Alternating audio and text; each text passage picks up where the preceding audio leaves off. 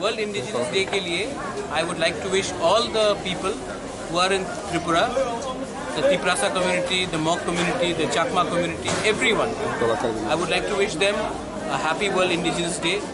World Indigenous Day इससे पहले त्रिपुरा में नहीं मनाया जाता था, लेकिन इस बार ADC ने प्रोविज़न किया है कि हम लोग वर्ल्ड इंडिजिनस डे बड़े तरीके से बनाएं। ये इंडिजिनस डे एक बड़ा मैसेज है। आप जानते हैं कि हमारा यहाँ में स्थिति बहुत ख़राब है।